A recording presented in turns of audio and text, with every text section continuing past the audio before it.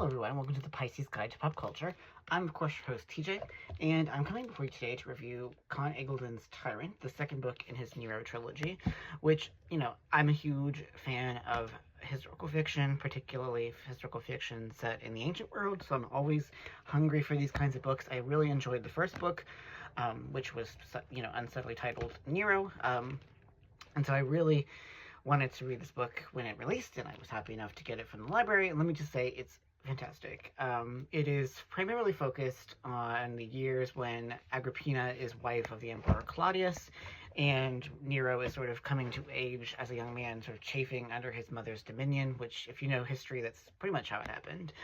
And I think that Conn Iggulden, although not necessarily the most accurate historical fiction writer, he's kind of renowned for taking some liberties, nevertheless is extremely talented at character development and plot. Like, he sweeps you along in this world with effortless ease, or at least it seems effortless. I know from experience it takes a lot of effort to write things that seem so natural.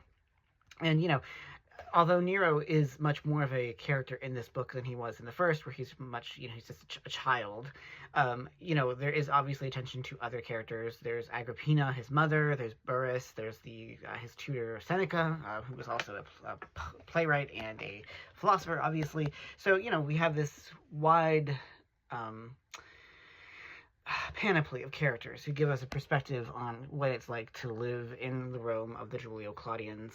And, I think that that's one of the most compelling and fascinating periods of Roman history, and obviously the setting for numerous works of fiction, including probably most famously I, Claudius, and there's a little bit of, more than a little of I, Claudius in this book's DNA. But I do think that, one of the things it does extremely well is kind of illustrate just how uncertain this world is. Both Agrippina and Nero sort of both depend on the kindness and largesse and the tolerance of Emperor Claudius, who is Agrippina's uncle. It's a very incestuous dynasty. And so, we get a sense of just how dangerous it is to live in this world.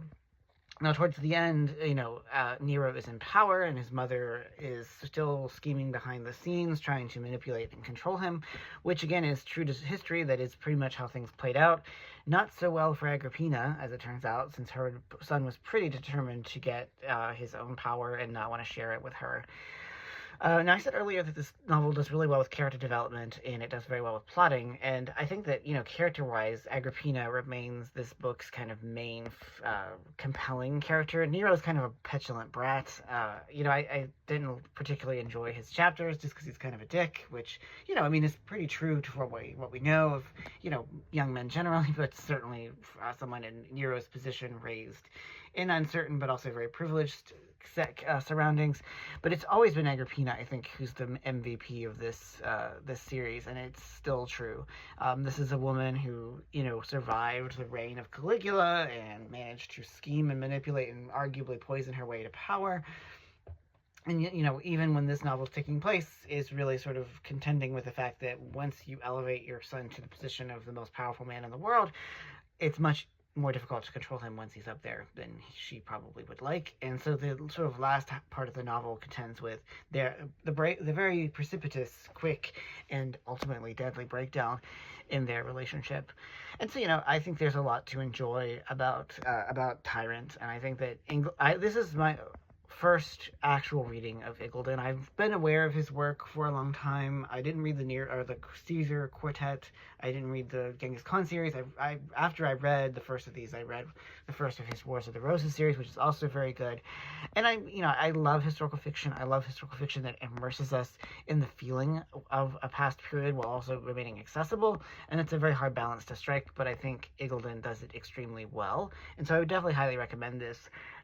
We talked a lot about escapism. If you want to sort of feel like you've been swept away to the world of, first century Rome, I think that this is a very good fit for everyone who likes that. I think the characters are rich.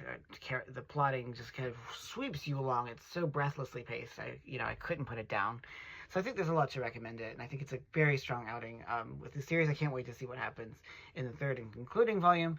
And so it's definitely one of those historical fiction books that is highly recommended by me here at the Pisces Guide for Pop Culture. And I wanted to sort of conclude with a brief plug for my own historical novella, which I advertised here on TikTok yesterday, but is now live, Daughter of the Sun God, which focuses on several subsequent dynasties later, the Severins, in particular the woman Julia Maisa, who schemed and manipulated her grandson's way to the throne, only to find out that he also was not as governable as she would have liked. So if you want to read that, it is available to paid subscribers at my newsletter Omnivorous, which is omnivorous.substack.com. That's omnivorous.substack.com.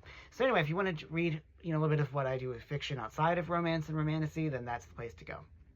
So anyway, that's all for today. But once again, Conn Iggulden's Tyrant is fantastic historical fiction. I love ancient Rome. I'm sure a lot of you do too. So if you do, I think you'll enjoy this. It definitely gets my seal of approval. So as always, here at the Pisces Guide for Pop Culture, thanks so much for watching and for any comments that you make, or just being a great audience. I really appreciate it. So that's all for today. So for the Pisces Guide to Pop Culture, I'm your host TJ. Take care, y'all.